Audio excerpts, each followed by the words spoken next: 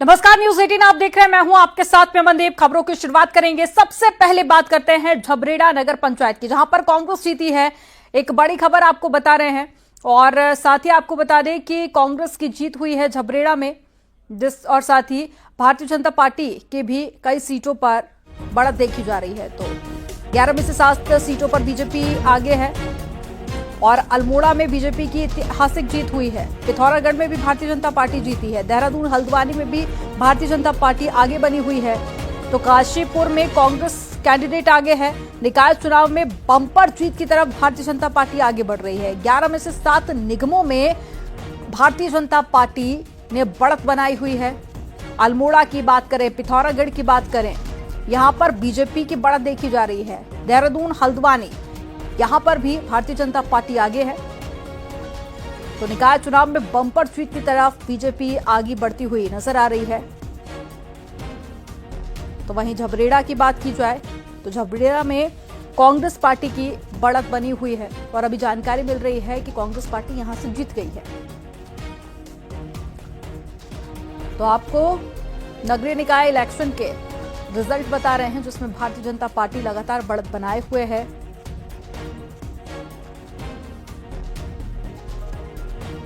तो उत्तराखंड निकाय चुनाव में भारतीय जनता पार्टी बम्पर जीत की तरफ आगे देखी जा रही है। देहरादून हल्द्वानी समेत 11 में से 7 निगमों में भारतीय जनता पार्टी आगे है। अल्मोड़ा पिथौरागढ़ में भी बीजेपी की जीत हुई है।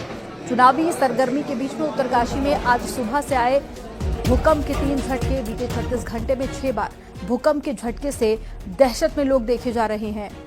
और झबरेड़ा नगर पंचायत की बात करें तो यहां पर कांग्रेस पार्टी ने जीत दर्ज की है और नगर पंचायत लमगांव से भारतीय जनता पार्टी कैंडिडेट रोशन सिंह रांगड़, चमोली नगर पंचायत गैरसैंण से अध्यक्ष पद पर कांग्रेस प्रत्याशी मोहन भंडारी जीते हैं और नगर पंचायत शमियाला से बीजेपी प्रत्याशी गोविंद सिंह राणा ने जीत दर्ज की है। तो अल्मोड़ा में बीजेपी को ऐतिहासिक जीत मिली है। अल्मोड़ा में पहली बार भारतीय जनता पार्टी का मेयर बनने जा रहा है।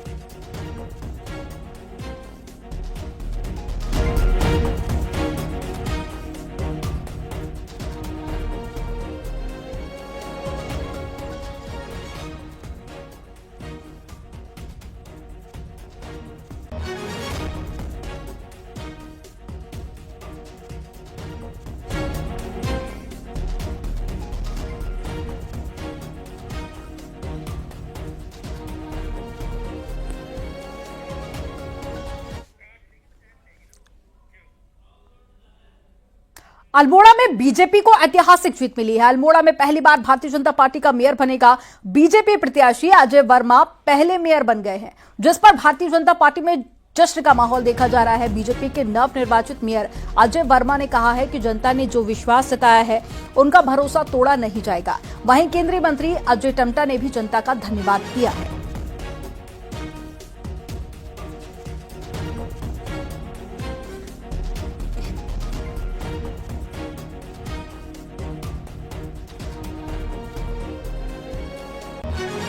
इतिहास कोई नहीं बदलता है। देवतुल्य जनता जिस दिन अपनी आत्मा में जगह बना लेती है, तो उस दिन स्वयं ही इतिहास बदल जाता है। ये इतिहास गवाह है। ये ऐतिहासिक जीत अल्मोड़ा की अपने आप में, मैं अल्मोड़ा के सभी नागरिक जनों का, मातृशक्ति का, भाइयों को, बुजुर्गों का, जिन्होंने भारतीय जनता पार्टी और हमारे मेयर के प्रत्याशी अजय जी को और सभी पार्षदों को ऐतिहासिक बहुमत से जिता करके विकास में मोहर लगाई है।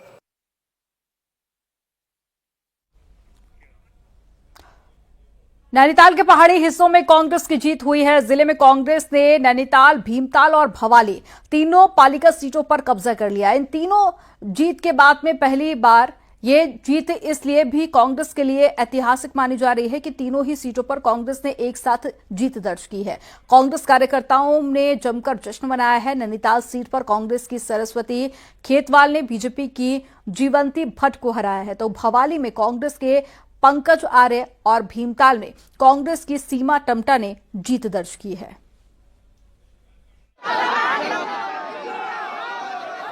बिल्कुल देंगे, सारे काम करेंगे। जो भी काम मेरे नगर पालिका के अंडर आएंगे उन सारे कामों को मैं शहर से स्वीकार करूंगी। बाकी जो मैं अपनी जन सेवा करती हूँ उसको भी करते रहूंगी। क्षेत्र के विकास के लिए मैं परस्पर प्रयास करूंगी और उनकी उम्मीदों पे खरा उतरूंगी।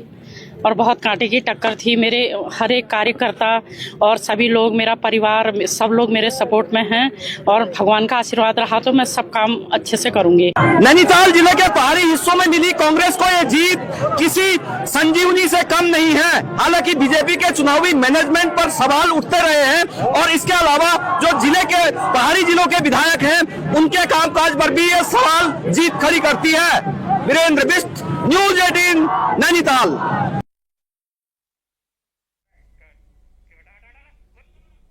जोशीमठ नगर पालिका में कांग्रेस प्रत्याशी देवेश्वरी शाह की जीत हुई है।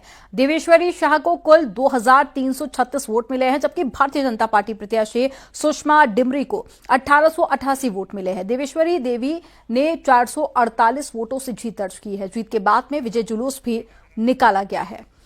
तो आपको बता दें कि यहां पर भी देखा गया है कि कांग्रेस प्रत्याशी देवेश्वरी शाह की जीत हुई है, जिसके बाद में जश्न की ये तस्वीरें आपको दिखा रहे हैं, जहां पर समर्थकों और कांग्रेस के कार्यकर्ताओं ने विजय जुलूस निकाला। तो तस्वीरें आप देख रहे हैं कांग्रेस कैंडिडेट की जीत के बाद में कांग्रेस के कार्यकर्ता और देवेश्वरी शाह के समर्थकों ने विजय जुलूस निकालकर जश्न मनाया और एक दूसरे को बधाई दी। लेकिन सबसे पहले मैं आप लोगों का धन्यवाद करती हूँ और अपने पूरी टीम, हमारे विधायक जी हैं, कांग्रेस परिवार के समस्त लोग, सबके प्रयास से और जोशीमठ की देवतुल्य जनता के प्रयास से मुझे ये जीत मिली है। और मैं आगे प्रयास करूँगी, अपने जोशीमठ को बहुत बेहतर से बेहतर बनाने का प्रयास करूँगी। तो देवेश्वरी शाह को आप सुन रहे थे, जिन्होंने मीडिया का भी धन्यवाद किया और साथ ही जनता का भी आभार जताया कि उन्होंने वोट देकर देवेश्वरी शाह को विजय बनाया है। और नगर निगम की सीटों के रिजल्ट भी आपको दिखा रहे हैं। नगर पालिका के रिजल्ट भी आप देख रहे हैं। 9 पर बीजेपी आगे है, 10 पर कांग्रेस पार्टी और 5 पर अन्य। तो नगर पंचायत में वे भी आपको बता रहे हैं कि कौन सी सीट पर कांग्रेस पार्टी आगे चल रही है और कौन सी सीट पर भारतीय जनता पार्टी ने बढ़त बनाई हुई है। नगर निगम में भारतीय जनता पार्टी काफी मजबूत देखी जा रही है। 8 सीटें जहां से बीजेपी आगे है और 1 सीट पर कांग्रेस पार्टी। नगर पालिका में 9 पर बीजेपी आगे है तो 10 सीटों पर कांग्रेस पार्टी है।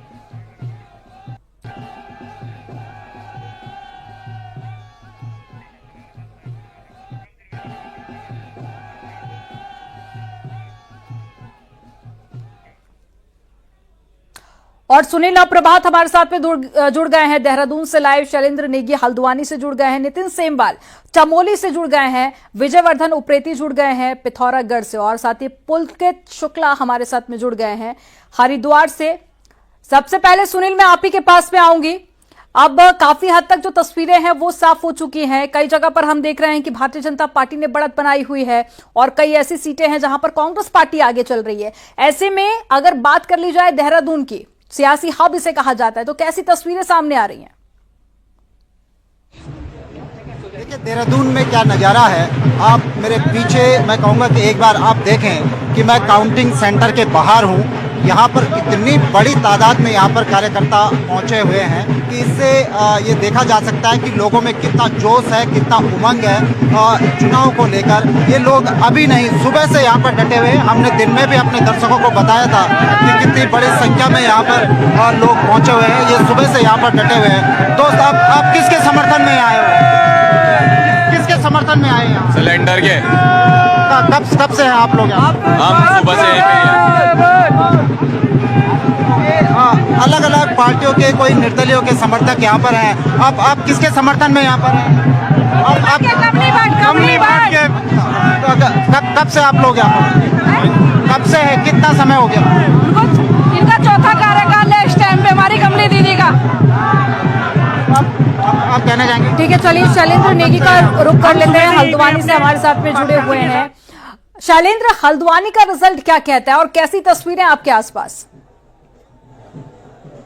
देखिए, भारतीय जनता पार्टी और कांग्रेस दोनों के बीच में सीधी टक्कर है और बहुत ही क्लोज मुकाबला, करीबी मुकाबला इस हल्द्वानी जो कि सबसे बड़ा नगर निगम है इस पूरे कुमाऊं का, यहां पर देखने को मिल रहा है। दूसरा बड़ा जो नगर निगम है वो रुद्रपुर और काशीपुर, दो बड़े नगर निगम ये हैं और वहां पर भी बीजेपी और कांग्रेस के बीच में बिल्कुल सीधी की सीधी टक्कर दिखाई दे रही है और बहुत ही क्लोज, यानी अंतिम क्षणों तक 6 राउंड की काउंटिंग होनी है। 3 राउंड की पूरी हो चुकी है जिसके आधिकारिक चुनाव नतीजे आ चुके हैं, लेकिन अभी भी 3 राउंड की काउंटिंग बाकी है। यहीं से चुनाव नतीजों का निर्धारण होगा। लेकिन फिलहाल मैं आपको तस्वीरें दिखाता हूं कि किस तरीके की तस्वीरें हैं। यहाँ पर बहुत सारे लोग पीछे जो है समर्थक जो हैं वो मौजूद हैं, सुबह से ये लोग मौजूद हैं और अपने अपने पार्षद प्रत्याशियों के जीतने का यहाँ पर इंतजार कर रहे हैं। और उसके साथ ही जैसे ही इन्हें अंदर से पता लगता है कि कोई जीत चुका है तो ये ढोल नगाड़े बजाने लगते हैं और डांस करने लगते हैं। लेकिन यहाँ पर कुछ लोग हमारे साथ मौजूद हैं। आप तो जीते हुए, कहाँ से जीते आप? भैया वार्ड नंबर 31 से। वार्ड नंबर 31 अभी जीते नहीं, अभी अंदर चल रही। अच्छा, माला अलग क्यों डाल के बैठ गए? माला डालने के लिए यहाँ पर भी लोग काफी इकट्ठे हुए हैं अपने अपने लिए। कैंडिडेट के समर्थन में और लगातार जीत के लिए प्रार्थना भी कर रहे हैं। नितिन सेमवाल का रुख कर लेते हैं, चमोली से हमारे साथ में जुड़े हुए। नितिन, बताइए वहां से क्या अपडेट है? जी, अगर चमोली जनपद की बात करें तो चमोली जनपद में कांग्रेस ने जहां नगर पंचायतों में 5 सीटों पर जीत दर्ज की है, तो वहीं नगर पालिका की अगर बात करें तो बीजेपी की 2 और कांग्रेस की 2 सीटें यहां पे निकली हैं। सबसे बड़ी बात यह कि गोपेश्वर जिला मुख्यालय जो सबसे बड़ी नगर पालिका थी वहां पे बीजेपी ने जीत दर्ज की। इसके अलावा कर्णप्रयाग में भी बीजेपी ने जीत दर्ज की है। चमोली के प्रवेश द्वार अगर गौचर की बात करें तो वहां पे कांग्रेस जीती है और जोशीमठ जो अंतिम नगर पालिका है चमोली जनपद की, वहां पे कांग्रेस ने जीत दर्ज की है। हमारे साथ बीजेपी के जो पार्षद हैं वो यहाँ पे जीते हैं, उनसे सीधा बात करेंगे कि किस तरीके का इस बार रुझान रहा बीजेपी की तरफ से और किस तरीके के परिणाम की आशंका आपको थी। जी, सबसे पहले धन्यवाद पत्रकार जी। और हम यहाँ पर 9 वार्डों में 5 जगह विजय हासिल हमने प्राप्त की है और जहाँ 2 कांग्रेस के और 2 निर्दलीय जीत के आए हैं। और अध्यक्ष हम हमारी पार्टी से कुछ गलतियां हो गई होगी जिस कारण हमारा अध्यक्ष नहीं जीत पाया। अगली बार हम मेहनत करेंगे और हमारा अध्यक्ष जरूर बैठेगा। तो आपने देखा कि किस तरीके से जीत के साथ ही आत्ममंथन का दौर भी शुरू हो चुका है। चलिए पुलकित का रुख कर लेते हैं, हरिद्वार से जुड़ गए हैं। पुलकित, बताइए हरिद्वार के चुनावी नतीजे क्या कहते हैं और कैसी तस्वीरें हैं? जी देखिए, हरिद्वार के जो चुनावी नतीजे हैं नगर निगम की अगर बात करें तो बेहद चौंकाने वाले नतीजे आ रहे हैं। पिछली बार यहाँ पर कांग्रेस की बेर बनी थी और जो पार्षद की संख्या थी वो भी अच्छी खासी आई थी, लेकिन इस बार सुबह से जब से काउंटिंग शुरू हुई है अभी तक जितने भी नतीजे आ चुके हैं और जिस तरह के रुझान आ रहे हैं उसमें कांग्रेस के लिए बिल्कुल भी अच्छी खबर नहीं है। हालांकि भाजपा के लिए पूरी तरह से उत्साहित कर देने वाली खबर है। अगर नंबर्स में बात करें तो अभी तक 32 कुल 60 में से कुल 32 वार्डों के जो पार्षद के जो वार्ड है उनके नतीजे सामने आ चुके हैं। उनमें से महज 4 सीटों पर कांग्रेस को जीत मिली है और उसके अलावा जो 28 वार्ड है वो अभी तक भाजपा के कब्जे में आए हैं। 28 लोग जो है वो भाजपा के पूरी तरह से जीत चुके हैं। ये कारण है कि जितने भी जो लोग हैं यहाँ पर जो भाजपा के जो प्रत्याशी जीत रहे हैं पूरी तरह से यहाँ से उत्साहित होते हुए ढोल डमाके बजाते हुए यहाँ से जो है गुजर रहे हैं। हालांकि कांग्रेस के लिए जरूर ये निराश कर देने वाली खबर है। वहीं अगर मेरठ सीट की अगर बात करें तो मेरठ सीट के अब तक 5 राउंड की जो काउंटिंग है वो चल रही है और 5 राउंड में अभी तक 20,000 से ज्यादा 22 से 23,000 की जो लीड है वो कांग्रेस प्रत्याशी बनाई गई है। और ये जो लीड है ये लीड कांग्रेस के लिए आने वाले जो आगे जो राउंड होने हैं जितने वार्ड अभी बचे हैं उसमें कवर कर पाना मुश्किल नजर आ रहा है। तो ऐसे में कहा जा सकता है कि भाजपा के लिए हरिद्वार का जो नगर निगम का जो बोर्ड है उस पर भाजपा कब्जा करती हुई नजर आ रही है। जो काउंटिंग है वो 12 घंटे का समय लगभग हो गया है चलते हुए, अभी कुछ और घंटे ये ऐसा अनुमान जताया जा रहा है कि रात भर ये काउंटिंग चल सकती है और जब भी नतीजे आएंगे तो जाहिर तौर पर भाजपा के लिए जो कांग्रेस के लिए जो नतीजे होंगे बहुत ज्यादा उनको उत्साहित करने वाले नहीं होंगे, निराश कर देने वाले नतीजे हो सकते हैं जिस तरह के अभी तक नतीजे आ रहे हैं, जिस तरह के अभी तक रुझान यहाँ पर देखे जा रहे हैं। जी बिल्कुल। और चलिए अब विजयवर्धन उप्रेती के पास में चलते हैं, पिथौरागढ़ से जुड़े हुए हैं। विजयवर्धन, पिथौरागढ़ में हमने देखा दोनों ही पार्टियां अपनी अपनी जीत का दावा करती हुई नजर आई, राजनीति भी जमकर हुई, लेकिन अब नतीजे काफी हद तक साफ हो चुके हैं। क्या कहती हैं चुनावों के रिजल्ट की तस्वीरें और साथ ही कौन सी पार्टी में जश्न का माहौल आप देख रहे हैं?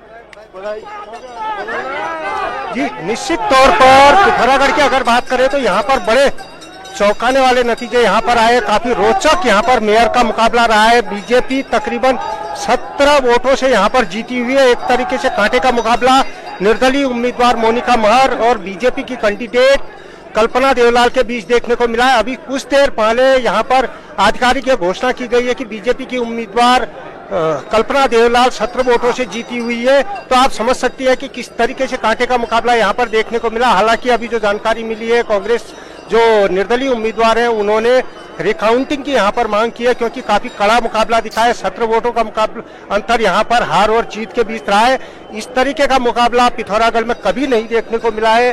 और मैं कुछ लोग यहाँ पर है बीजेपी से जुड़े हुए लोग, आइए उनसे आपकी बात कराता हूँ कि किस तरीके से देख रहे हैं। देखिए, पिथौरागढ़ के जो है कि एक सामान्य परिवार से एक सामान्य कार्यकर्ता को भारतीय जनता पार्टी ने टिकट दिया और एक ऐतिहासिक विजय आदरणीय पुष्कर सिंह धामी जी के नेतृत्व में यहाँ पर होने जा रही है। मैं यहाँ के जनता का, माताओं का, बहनों का, युवा साथियों का और बुजुर्गों का बहुत बहुत धन्यवाद प्रेषित करना चाहता हूँ कि भारतीय जनता पार्टी को आशीर्वाद देने के लिए जिस प्रकार से उन्होंने आज ऐतिहासिक विजय दिलाई है, मैं इस प्रदेश के युवा प्रदेश के अध्यक्ष महेंद्र प्रसाद भटजल का आभार व्यक्त करना चाहूंगा। देखिए, निश्चित तौर पे जीत बीजेपी को मिली है, खुशी में कार्यकर्ता है, लेकिन ये बात भी अपने आप में सही है कि इस जीत के लिए बीजेपी को लंबा इंतजार करना पड़ा। काफी कठिन चुनौती थी। मात्र 17 वोट से बीजेपी यहाँ पर जीती है। किस तरीके से देख रहे हैं आप? देखिए, ये जो जीत है ये पिथौरागढ़ नगर निगम तो के अलग अलग अंतर्गत रहने सीटों से हमने वाले आपको तस्वीरें दिखाई, हर जगह पर जश्न का माहौल है, लेकिन कई जगह पर जो रिजल्ट सामने आए हैं वो काफी चौंकाने वाले हैं। आप सभी का जानकारी देने के लिए बहुत शुक्रिया।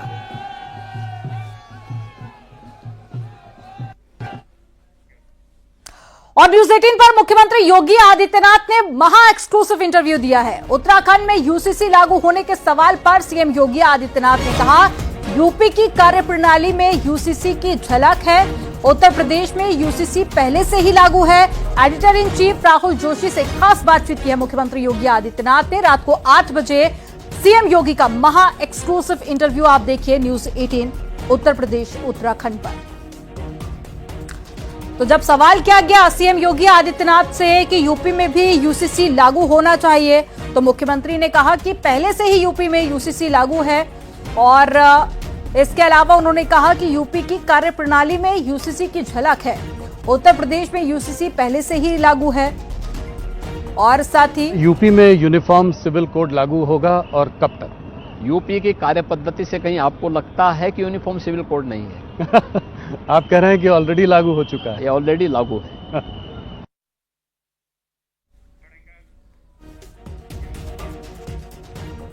न्यूज 18 पर सीएम योगी आदित्यनाथ बोले, समाज के दबे कुचले लोगों के हक के लिए गोरक्षपीठ दलित, वंचित, पिछड़ी जातियों को उनका अधिकार मिल रहा है। राजनीतिक स्वार्थ के लिए कुछ दल समाज को बांटना चाहते हैं। कुछ लोग जातिवाद, क्षेत्रवाद, भाषावाद के नाम पर बांटने में लगे हुए हैं। समाज को इस तरह से बांटना देशद्रोह से कम नहीं है। परिवारवाद को बढ़ावा देना वर्तमान भारत में स्वीकार्य नहीं है। Editor in chief Rahul Joshi से खास बातचीत की है सीएम योगी आदित्यनाथ ने। रात को 8 बजे आपको पूरा इंटरव्यू दिखाएंगे मुख्यमंत्री योगी आदित्यनाथ का। महंत अवैधनाथ जी भी कहते थे कि जो राम जन्मभूमि मूवमेंट है वो हिंदुओं को एकत्रित, एकजुट करने का एक मूवमेंट है। मंडल कमीशन ने जो है लोगों को, हिंदुओं को कास्ट में बांटा, वो मानते थे कि ये उसको जोड़ रहा है। अब जैसे ही आपने इतना बड़ा आयोजन किया, अब अपोजिशन पार्टी के नेता कह रहे हैं कि ये धार्मिक आयोजन का राजनीतिकरण है। इसको आप कैसे देखते? देखिए, मेरा ये मानना है और हम लोग ये मानते रहे हैं, गोरक्षपीठ ये मानती रही है कि समाज में दबे कुचले वंचित लोगों को उनका अधिकार मिलना चाहिए। दलित हों, वंचित हों, पिछड़ी जाति के लोग हों, समाज में गरीब तबके के लोग हों, सौभाग्य से स्वतंत्र भारत में उन सबको उनका अधिकार प्राप्त हो रहा है। लेकिन अपने राजनीतिक स्वार्थ के लिए समाज को बांटा जाए, जातिवाद के नाम पर, क्षेत्रवाद के नाम पर, भाषावाद के नाम पर, यह देशद्रोह से कम नहीं। यह अपने आप में एक देशद्रोह है। जातिवाद के नाम पर, क्षेत्र और भाषा के नाम पर आप समाज को बांटेंगे और सत्ता प्राप्त करके फिर परिवारवाद को बढ़ावा देंगे। वर्तमान भारत इसको स्वीकार करने को तैयार नहीं है। इसको नहीं स्वीकार किया जाना चाहिए। इससे देश कमजोर होगा। हमें बांटना नहीं है, हमें एक रह करके भारत को मजबूत बनाना है। भारत की मजबूती सनातन धर्म की मजबूती है, हर एक भारतवासी की मजबूती है। फिलहाल वक्त हो गया एक छोटे से ब्रेक का, लेकिन आपको बता दें महाकुंभ पर सीएम योगी का महा एक्सक्लूसिव इंटरव्यू देखना ना भूलिए। न्यूज 18 के editor in chief Rahul Joshi के साथ आज रात 8 बजे। वो शख्स जो अभूतपूर्व ऐतिहासिक महाकुंभ का शिल्पकार है, भारत के सबसे लोकप्रिय मुख्यमंत्री, भारत की सबसे बड़ी पार्टी के स्टार प्रचारक सीएम योगी की न्यूज 18 के editor in chief Rahul Joshi से खास बातचीत। महाकुंभ पर सीएम योगी एक्सक्लूसिव, सिर्फ न्यूज 18 नेटवर्क पर।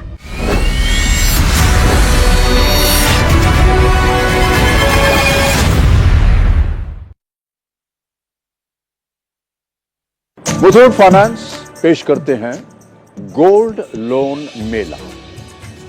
गोल्ड लोन लेने पर और कस्टमर रेफर करने पर पाइए सुनहरा मौका, लाखों के गिफ्ट वाउचर जीतने का, साथ ही साथ जीतें आप 24 कैरेट खरा सोना।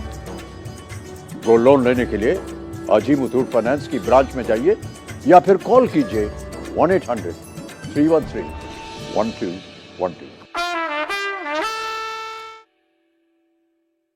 अपनी और देखिए, महाकुंभ के विशेष बुलेटिन के जरिए न्यूज 18 लगातार आप तक एक एक तस्वीरें पहुंचा रहा है। और इन सब के बीच अगर हम बात करें शाही स्नानों की, अमृत स्नानों की, तो वैसे तो हर रोज का स्नान अपने आप में बहुत ही खास है इस पवित्र धरती पर, लेकिन 29 जनवरी को मौनी अमावस्या है, जो कि सबसे शुभ और पवित्र दिन माना जा रहा है स्नान के लिए। और राज्य सरकार ने इसके लिए पूरी तैयारी भी कर ली है। करीबन 10.5 करोड़ से भी ज्यादा लोग मौनी अमावस्या के दिन डुबकी लगाने वाले हैं, ऐसा अंदेशा राज्य सरकार की तरफ से लगाया गया है। क्या है तैयारियां और मौनी अमावस्या का दिन क्यों खास है, ये रिपोर्ट देखिए।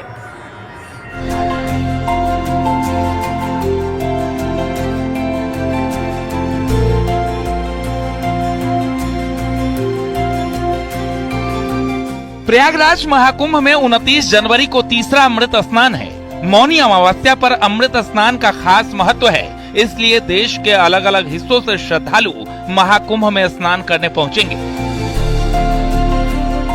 मौनी अमावस्या पर महाकुंभ में 10 करोड़ श्रद्धालुओं के आने का अनुमान लगाया गया है। अमृत स्नान के मौके पर श्रद्धालुओं के लिए यातायात और सुरक्षा के लिए मेला प्रशासन की ओर से व्यापक तैयारियां की जा रही हैं। मेला प्रशासन ने सेक्टर लेवल पर श्रद्धालुओं की भीड़ को नियंत्रित करने की तैयारी की है। जिस सेक्टर या जोन में श्रद्धालु आ रहे हैं, उसी सेक्टर या जोन से उन्हें वापस भेजा जाएगा। किसी भी सूरत में उन्हें संगम नोज या किसी अन्य जोन में जाने की इजाजत नहीं होगी।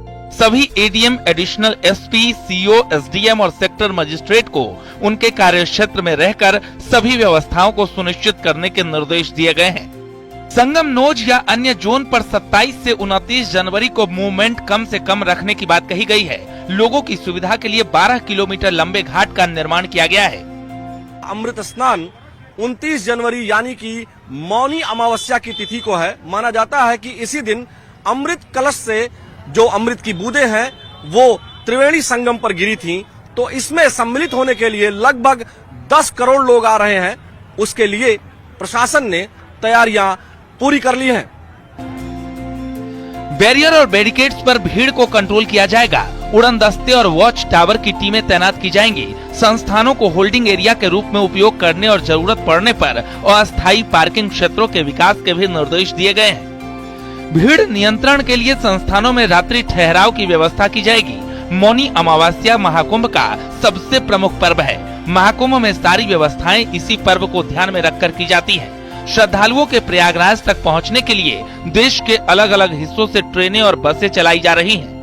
पूर्वोत्तर रेलवे की 184 से अधिक मेला स्पेशल ट्रेनें, उत्तर मध्य रेलवे करेगा 400 ट्रेनों का संचालन। हर 4 मिनट पर मिलेगी ट्रेन की सुविधा। टिकट के लिए भी किए गए विशेष इंतजाम। अमृत स्नान के लिए यूपी के अलग अलग हिस्सों से रोडवेज बसें भी चलाई जाएंगी। लगभग 6000 बसें अलग अलग डिपो से प्रयागराज महाकुंभ के लिए लगाई गई हैं। प्रयागराज में भी 350 शटल बसें संचालित की जाएंगी, जो बिना पैसा लिए ही श्रद्धालुओं को महाकुंभ मेला स्थल तक बस अड्डों से पहुंचाएंगी। मौनी अमावस्या को ध्यान में रखते हुए बैरिकेड्स लगाए गए हैं, वॉच टावर बनाए गए हैं। इसके साथ ही साथ संस्थानों को होल्डिंग एरिया के रूप में भी रखा जाएगा, क्योंकि मौनी अमावस्या सबसे प्रमुख पर्व है और इस पर्व को ध्यान में रख कर के ही सारी तैयारियां की जाती हैं। देश भर से ट्रेनें चलाई जा रही हैं, बसें चलाई जा रही हैं ताकि किसी भी यात्री को, श्रद्धालु को यहां आने में असुविधा ना हो। इसके साथ ही साथ वॉच टावर पर जो पुलिस की व्यवस्था है वो भी की गई है। कैमरे से मॉनिटरिंग की जाएगी। आप देख सकते हैं कि हेड काउंट्स होंगे। जो तमाम भीड़ नियंत्रण के प्रयास जो बताए गए हैं वह सब कुछ हेड काउंट के जरिए भी किया जाएगा, क्योंकि मौनी अमावस्या ही ऐसा महापर्व है जिसको ध्यान में रखकर संपूर्ण तैयारियां की जाती हैं। भीड़ नियंत्रण के लिए संस्थानों में रात्रि ठहराव की भी व्यवस्था की जाएगी। इसके साथ ही साथ वॉच टावर पर टीमें भी तैनात की जाएंगी। उड़न दस्ते का निर्माण किया गया है जो बीच बीच में जाकर सब निगरानी करेंगी। इसके साथ ही साथ श्रद्धालुओं को प्रयागराज पहुंचने के लिए तमाम जो बसें और ट्रेनें चलाई जाती हैं उसकी व्यवस्था भी की गई है। कुल मिलाकर मौनी अमावस्या की जो ये तैयारी है वह पूरी तरीके से कारगर दिखाई दे रही है और सही दिशा में भी है। करोड़ों श्रद्धालुओं को महाकुंभ पहुंचने की उम्मीद मौनी अमावस्या पर है, लिहाजा तैयारियों में कोई कमी नहीं छोड़ी जा रही है। फिर चाहे बस सेवा हो या फिर ट्रेन, वहीं भीड़ नियंत्रण के लिए भी बड़े पैमाने पर तैयारी की जा रही है। प्रशासन श्रद्धालुओं से भी अपील कर रहा है कि जो भी एडवाइजरी जारी की गई है उसका पालन जरूर करें, जिससे आपको कोई परेशानी ना हो। Bureau report, news 18।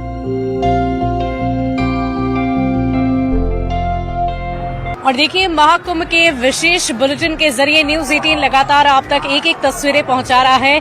और इन सब के बीच अगर हम बात करें शाही स्नानों की, अमृत स्नानों की, तो वैसे तो हर रोज का स्नान अपने आप में बहुत ही खास है इस पवित्र धरती पर, लेकिन 29 जनवरी